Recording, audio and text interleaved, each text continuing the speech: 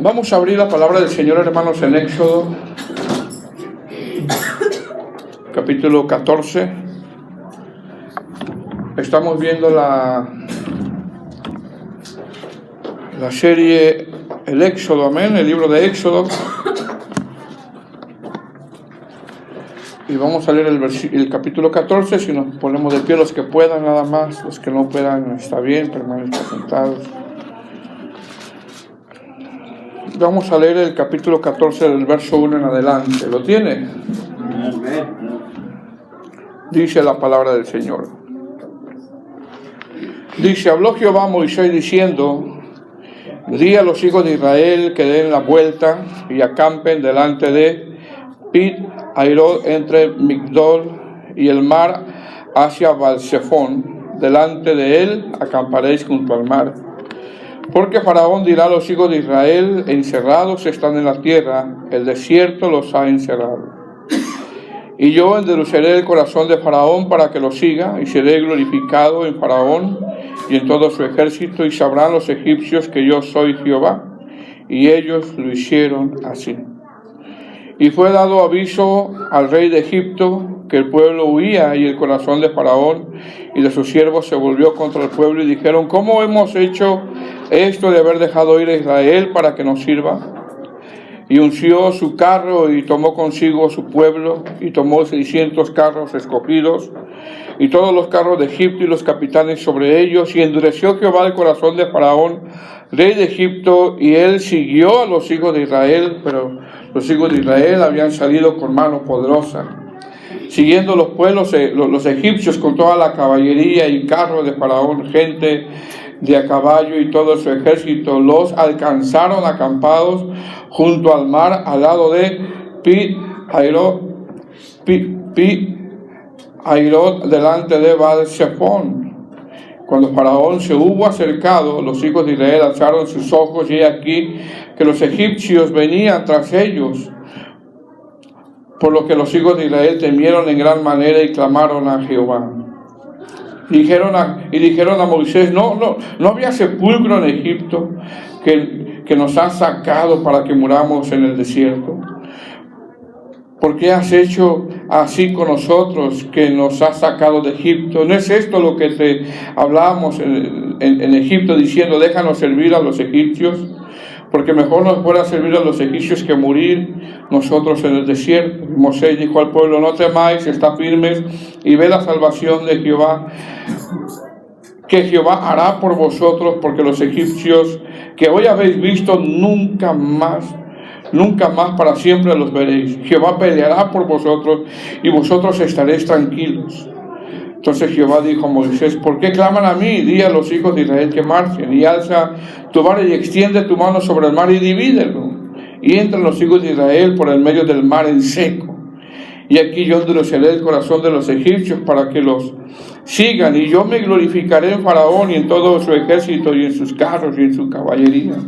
Y sabrán los egipcios que yo soy Jehová, cuando me glorifique en Faraón, en sus carros, en su gente de a caballo. Y el ángel de Dios que iba delante del campamento de Israel se apartó, e iban pos de ellos, y asimismo la columna de nube que iba delante de ellos se apartó y se puso a sus espaldas.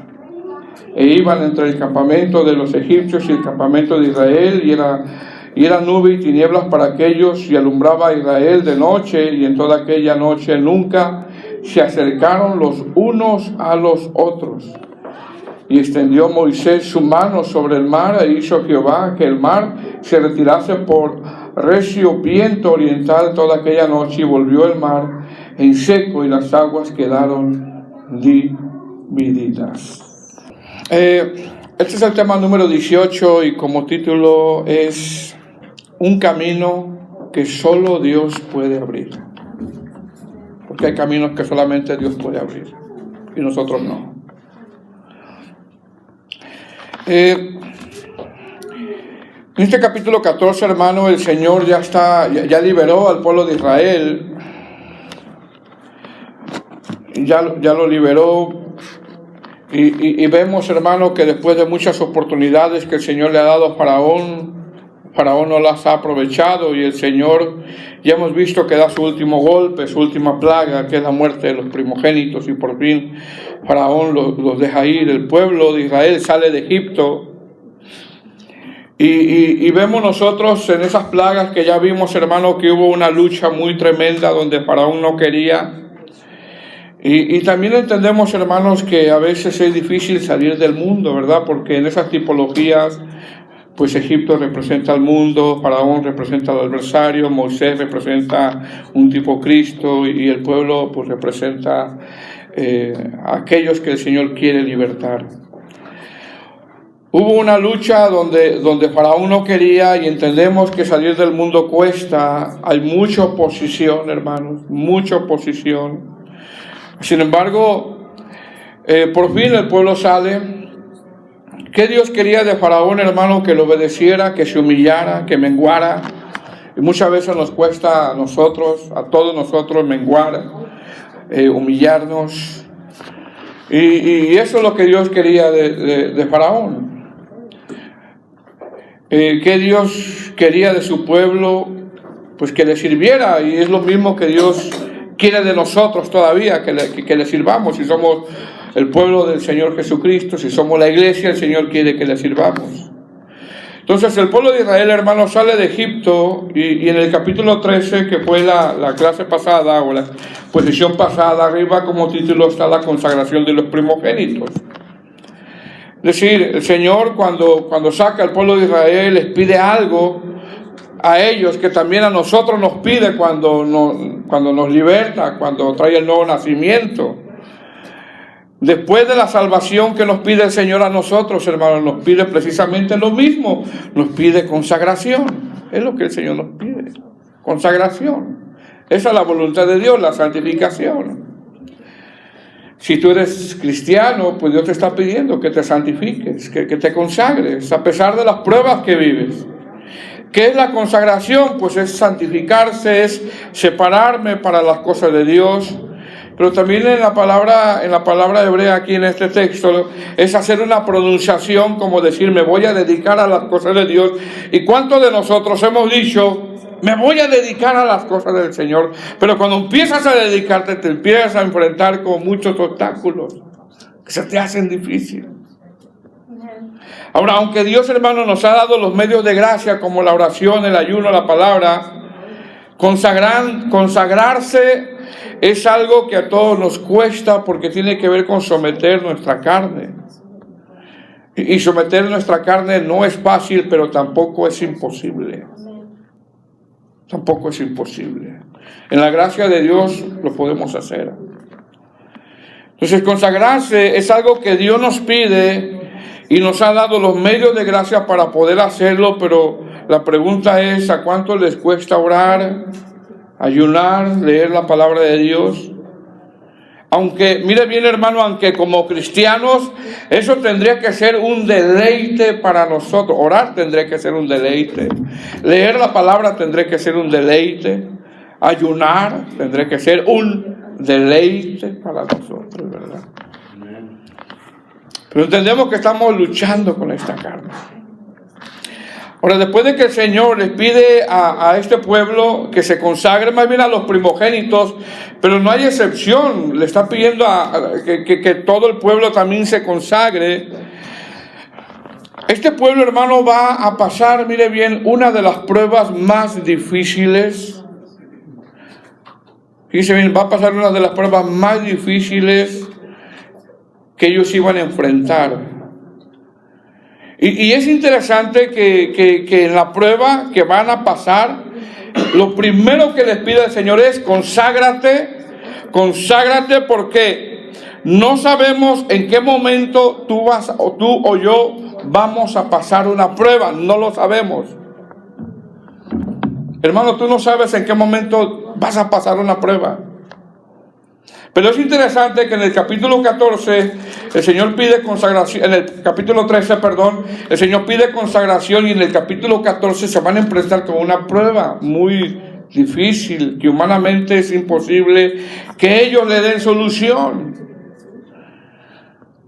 Y esto es bien interesante, hermano, porque esto nos enseña a que no dejes de consagrarte, no dejemos de consagrarnos, porque no sabemos en qué momento tú y yo vamos a pasar por una prueba.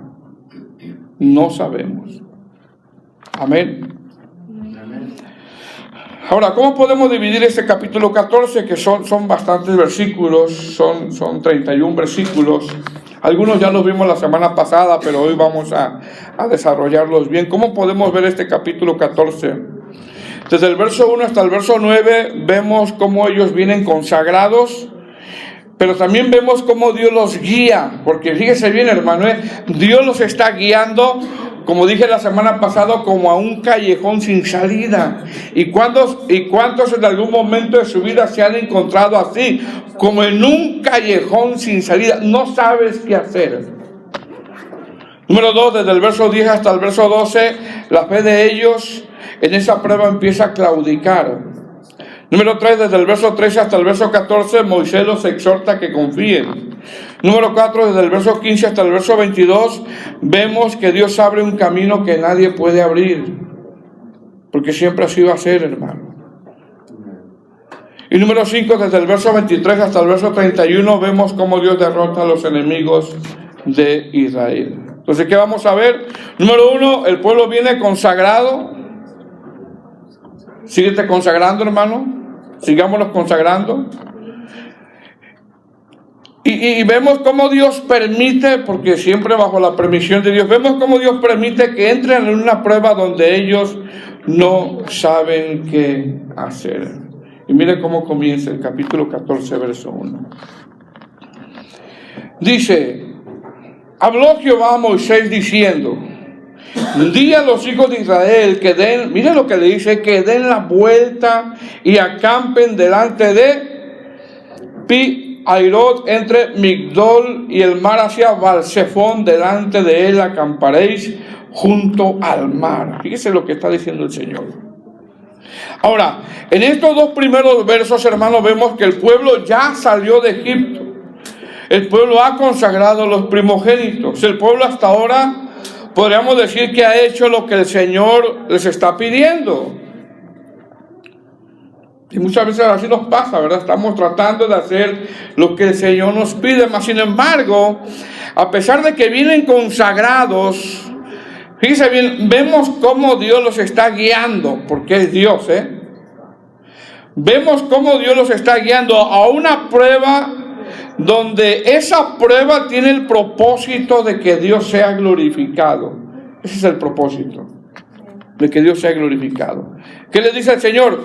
Di a los hijos de Israel que den la vuelta y acampen delante de Pi-Hairot, entre Migdol y el mar hacia Baal-Zephón.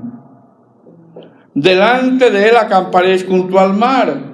Es decir, Dios los está guiando, es que se viene a un lugar poco estratégico, donde difícilmente, hermano, ellos se pueden defender. Pero ¿quién los está guiando? Dios. ¿Qué les dice el Señor? Den la vuelta y acampen delante de Pi-Hairot, entre Migdol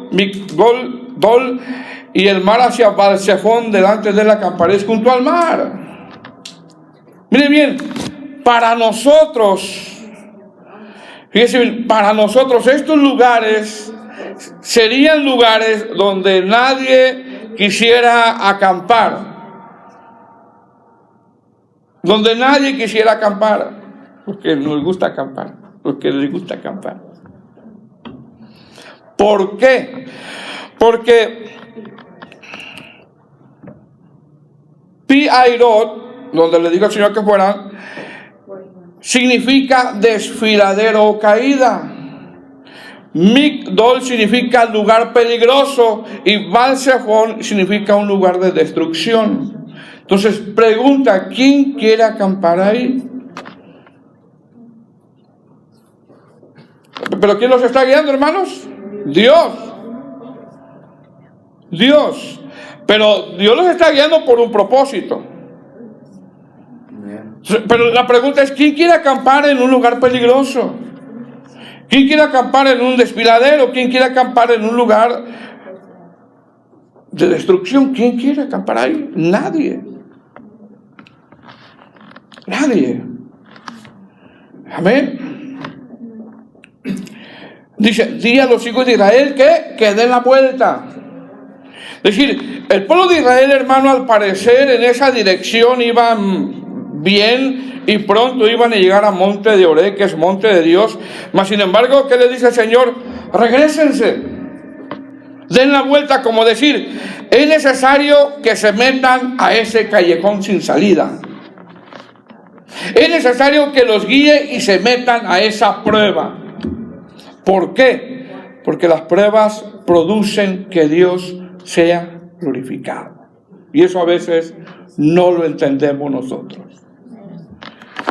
Las pruebas producen un bien espiritual a nosotros y las pruebas, mis hermanos, no las vamos a poder evadir. Las pruebas nos enseñan qué tanto hemos crecido. Si vamos a servir a Dios solamente cuando las cosas van bien o cuando arrecia la tormenta. Entonces, mire bien, este pueblo sale de Egipto, ha entrado al desierto, vienen consagrados, y en vez de que las cosas desde el punto de vista humano les vaya bien, mire bien, entran a una prueba muy difícil donde no saben qué hacer. Y yo sé que le ha pasado a usted, me ha pasado a mí. Verso 3, estamos ahí. Porque Faraón dirán de los hijos de Israel, encerrados están en la tierra, el desierto los ha encerrado. Fíjese bien, Repito, como en un callejón sin salida. Yo sé que te has sentido así de repente, como en un callejón sin salida. No sabes qué hacer. La Biblia interlineal, la palabra encerrados, lo traduce como perdidos, turbados o rendidos. Hermano, hay momentos en tu vida donde tú no sabes qué hacer y dices, me rindo. No sé, me rindo.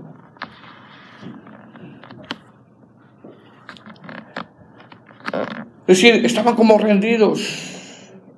Vienen consagrados, pero se han topado, hermano, con pared y no saben cómo avanzar, no saben cómo caminar. Este pueblo ha llegado a un lugar donde ya no saben qué hacer y en ocasiones así no ha pasado. Te estás consagrando, te estás apartando, estás perseverando en las cosas del Señor y de repente te encuentras con una prueba donde topas con pared y te sientes turbado. Te sientes turbado. Pero la pregunta es, ¿quién los guió a ellos? ¿Quién? Dios. Es decir, Dios en su soberanía permitió que este pueblo llegara a este sitio donde se encuentran como en un callejón sin salida con un propósito. ¿Cuál es el propósito, hermano? Para que Dios sea glorificado. Ese es el propósito. Para que Dios sea glorificado. Verso 4. Y yo endureceré el corazón de Faraón para que lo siga. ¿Y qué dice? Y seré glorificado en Faraón y en todo su ejército, y sabrán los egipcios que yo soy Jehová, y ellos lo hicieron así. Amén. Ahora, no solo, hermano, ellos están en un callejón sin salida, sino que ahora Faraón viene con más fuerza. Viene con más fuerza. Sin embargo, ¿cuál es el propósito? Para que Dios sea glorificado. La palabra glorificado es una palabra que significa para darle honor, para darle honra, para reconocer su poder.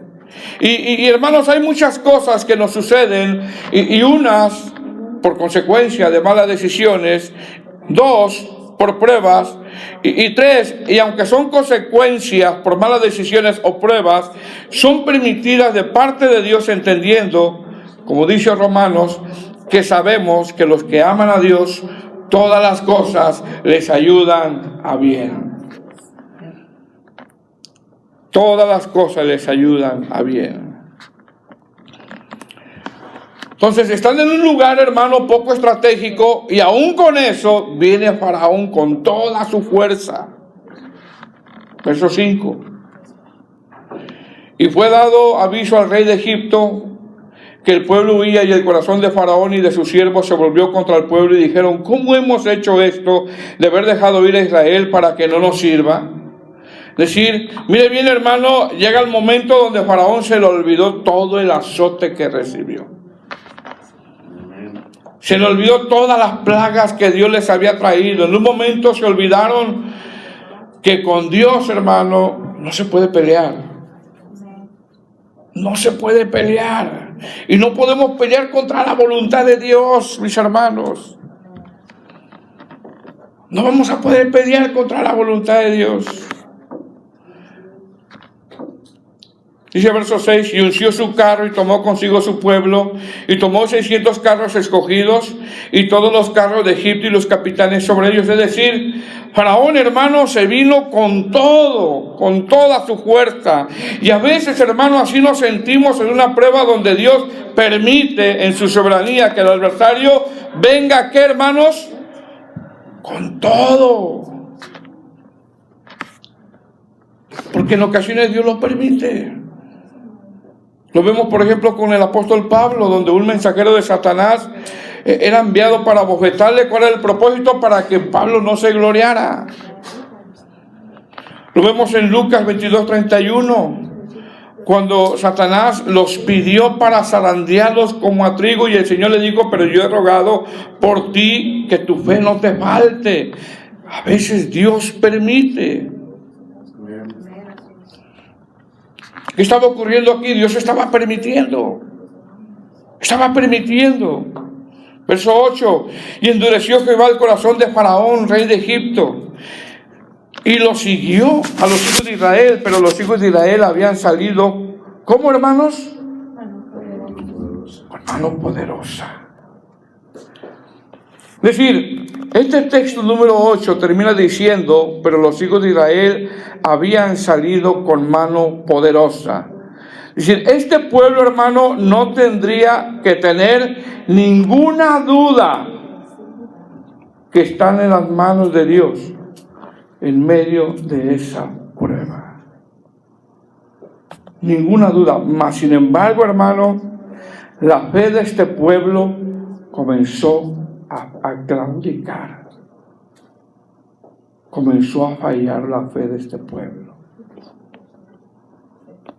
Es decir, desde el verso 10 hasta el verso 12, vemos cómo la fe de este pueblo claudica, a pesar de que han visto la mano poderosa de Dios, y en ocasiones nos pasa lo mismo.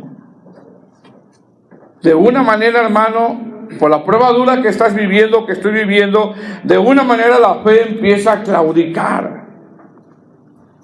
Pero recordemos, ¿quién llevó a este pueblo a este lugar? Dios. Dios permitió. El texto termina, el verso 8 termina diciendo: pero los hijos de Israel habían salido con mano poderosa. Hermano, ¿tenían duda del poder de Dios? No, no tendrían que tener duda. ¿Y usted tiene duda del poder de Dios, hermano? Dígalo. ¿Tenemos duda? No. Porque a veces entonces claudicamos en la prueba.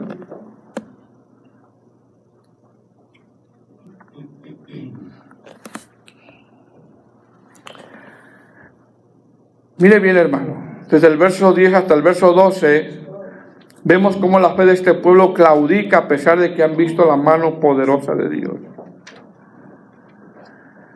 Y hay pruebas, hermano, que a veces se tornan tan largas que la fe empieza a claudicar. Verso 10. Y cuando Faraón se hubo acercado a los hijos de Israel, alzaron sus ojos, y aquí los egipcios venían tras ellos. Pero los hijos de Israel, miren la reacción de ellos.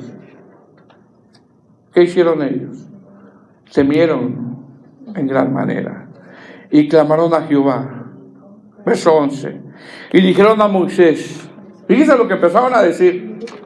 Ya habían visto la mano poderosa de Dios, pero mira lo que empezaron a decir. No había sepulcros en Egipto que nos ha sacado para que muramos en el desierto. ¿Por qué has hecho esto así con nosotros que nos has sacado de Egipto?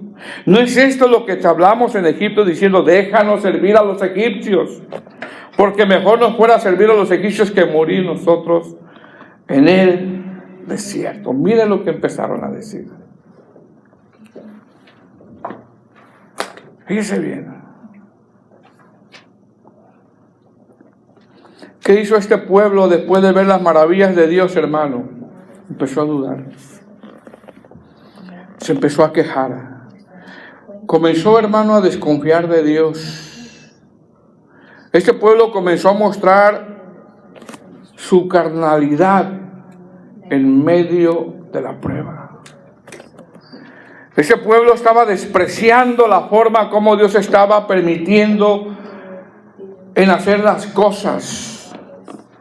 Este pueblo estaba siendo ingrato. Este pueblo, a pesar de ver la mano poderosa de Dios, tenían mala actitud, estaban fríos, estaban indiferentes. Sí, queremos servir a Dios, pero estaban fríos e indiferentes.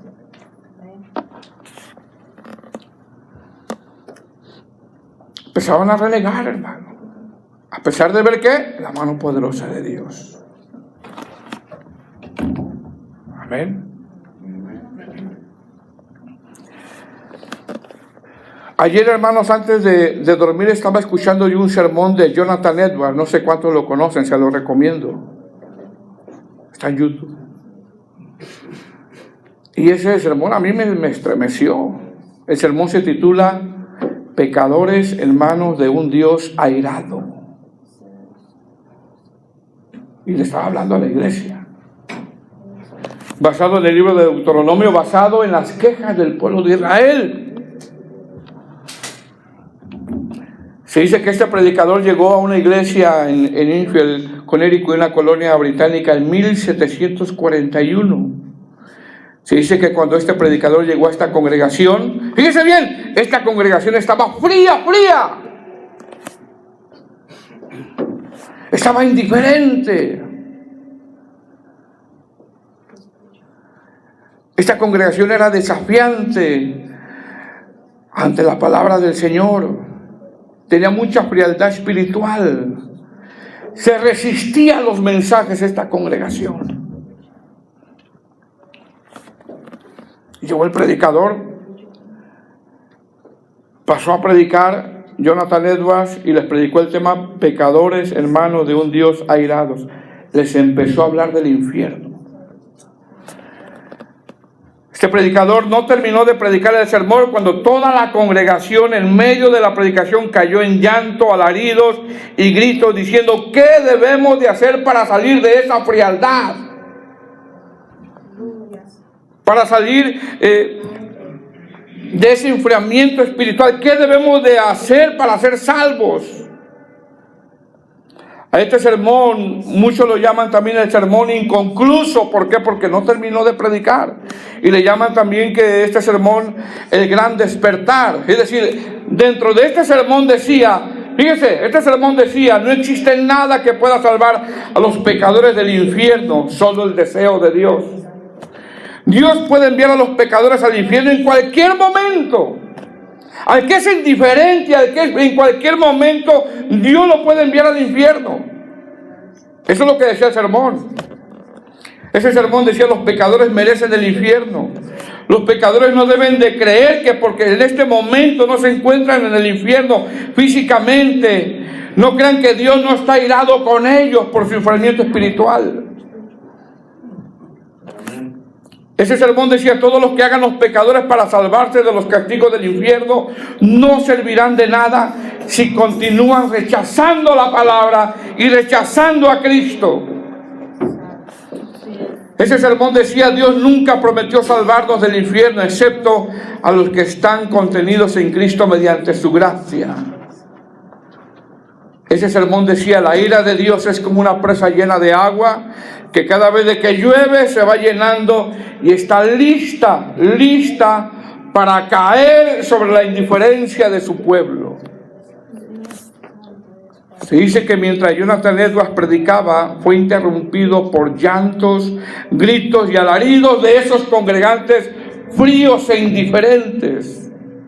Es decir, este sermón tuvo mucho impacto en esa congregación fría y que desafiaba la palabra de Dios.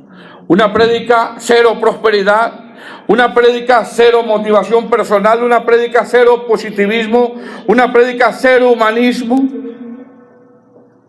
Los impactó tanto que los gritos se oían en aquella población.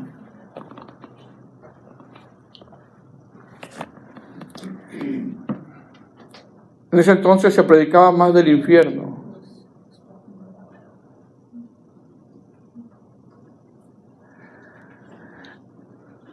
Estaban indiferentes. ¿Qué vemos desde el verso 10 hasta el verso 12 de Éxodo? Vemos indiferencia. Eso es indiferencia. Vemos que el pueblo comienza a murmurar sin saber que Dios tiene un plan. Vemos que se quejaron, desconfiaron y están siendo indiferentes. ¿Cómo termina el texto 8? ¿Cómo termina? Habían salido con mano poderosa. ¿Tenían motivos de dudar? No. Pero como ya lo vemos del verso 9 al verso 12, fríos, indiferentes, quejándose con Dios. En ese momento, hermanos, si Dios los hubiera querido acabar, a ellos lo hubiera hecho. Pero ¿sabe qué hizo Dios? Les abre un mar. Les abre un mar. Qué premio, ¿verdad? Qué premio inmerecido. Es decir, desde el verso 3 hasta el verso 14, Moisés les da un mensaje que confíen en medio de esa prueba. Verso 13. Y Moisés dijo al pueblo: no temáis, estad firmes, ve la salvación que Jehová hará hoy por vosotros, porque los egipcios que hoy habéis visto, nunca más para siempre los veréis.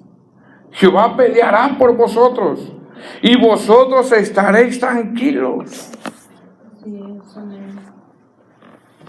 Esa es la actitud que tenemos que tener, mis amados hermanos, en tiempo de pruebas. No teman, están firmes, esperen en Dios. Él peleará por nosotros. Él peleará por nosotros. Es decir, Dios ya había peleado por ellos en 10 plagas. Y aunque a través de ellos estaba Faraón con su ejército, y enfrente hay un mar, hermano, hay un gran mar. El Señor le dice: no teman, porque Él abre camino donde el hombre no puede abrir. Les dice el Señor: estén firmes, esperen en Dios, Él va a pelear. Él va a pelear. Ahora, desde el verso 15 hasta el verso 22, Dios abre un camino que nadie puede abrir. Porque en ocasiones, hermanos, te encuentras así, has topado con pared, no sabes qué hacer. Espera en Dios. Deja que Él abra el camino que tú no lo puedes abrir. En ocasiones, como he repetido anteriormente, te encuentras como en un callejón sin salida. Te encuentras en una situación que no sabes qué hacer. Y es ahí cuando tú esperas en Dios, cuando estás firme, es ahí cuando el Señor abre camino. ¿Qué tienes que hacer tú y yo? Estar firme, esperar en el Señor. ¿Qué hace el Señor, hermanos? Un suceso que ellos quizá nunca se imaginaron. En la mente de ellos, ¿quién se iba a imaginar que el mar se iba a abrir?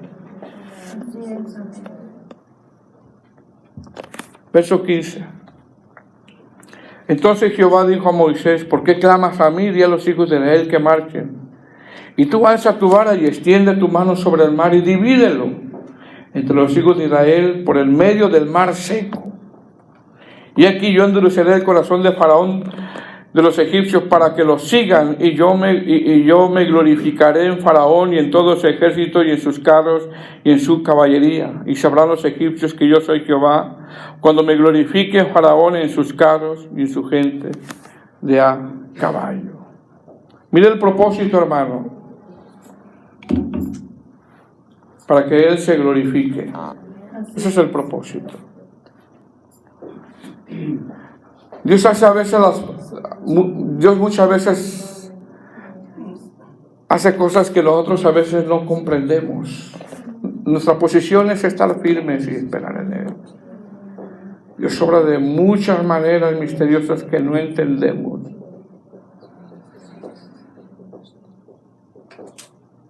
¿Qué iba a hacer el Señor aquí, hermanos? Les abre un mar. Amén. Verso 19.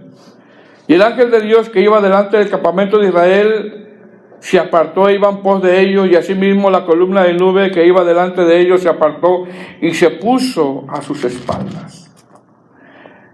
E iba entre el campamento de los egipcios y el campamento de Israel, y era nube y tinieblas para aquellos, y alumbraba a Israel de noche, y en toda aquella noche nunca se acercaron los unos a los otros.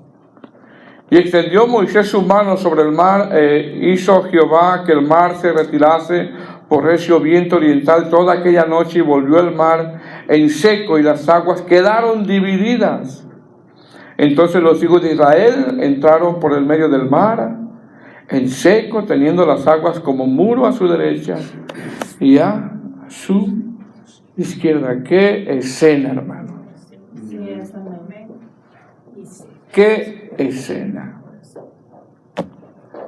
Han topado con pared que humanamente ellos no saben qué hacer. Lo que hacen lo contrario, se quejan contra Dios. Y Dios les da el mensaje que estén firmes, que esperen, y mire lo que hace Dios por ellos. Es decir, ¿quién los dio hasta ese lugar? Fue el Señor. Y aún así, hermano, Dios no permitió que Faraón tocara al pueblo de Israel. Que vemos aquí un ejemplo del poder infinito de Dios. Un suceso, hermano, que se relata una y otra vez en el Pentateuco, en los Salmos y en el Nuevo Testamento. Usted lo va a ver relatado. Que vemos más adelante del verso 23 al 31, vemos cómo Dios derrota a los egipcios, vemos cómo Dios derrota aquellas cosas que, hermano, que tú no puedes vencer. Verso 23. Y siguiéndolo los egipcios entraron tras ellos hasta la mitad del mar, toda la caballería de Faraón, sus carros y su gente de a caballo. Aconteció a la vigilia de la mañana que Jehová miró el campamento de los egipcios. Desde la columna de fuego y nube, y trastornó el campamento de los egipcios, y quitó las ruedas de sus carros, y los trastornó gravemente. Entonces los egipcios dijeron: huyamos de delante de Israel, porque Jehová pelea por ellos contra los egipcios. Y Jehová dijo a Moisés: extiende tu mano sobre el mar, para que las aguas vuelvan sobre los egipcios, sobre sus carros y sobre su caballería. Entonces Moisés extendió su mano sobre el mar, y cuando amanecía el mar se volvió a toda su fuerza, y los egipcios al huir se encontraban con el mar, y Jehová derribó a los egipcios en medio del mar. Y volvieron las aguas y cubrieron los carros y la caballería, y todo el ejército de Faraón que había entrado tras ellos en el mar. No quedó de ellos ni uno. Y los hijos de Israel fueron por el medio del mar en seco, teniendo las aguas por muro a su derecha y a su izquierda. Así salvó Jehová aquel día a Israel de manos de los egipcios, e Israel vio a los egipcios muertos a la orilla del mar. Y vio Israel aquel gran hecho que Jehová ejecutó contra los egipcios, y el pueblo temió a Jehová y creyeron a Jehová y a Moisés su siervo. Ahora mira, hermano, en este último texto, cuando dice y el pueblo temió a Jehová, parece ser como si de verdad temieron a él. Parece ser como si de verdad nunca, hermanos, se iban a volver a rebelar contra Dios. Pero no fue así. Amén. ¿Qué vemos en estos textos? Vemos varias figuras. Número 1, el pasar por el medio del mar es una figura del bautismo, según 1 Corintios 10:2. Número 2, Faraón, figura del adversario derrotado por nuestro Señor Jesucristo en la resurrección. Número 3, Moisés, figura de un mediador, figura de Cristo. Y número 4, el pueblo de Israel, por fin liberado, y ahora tendrían que caminar en un desierto confiando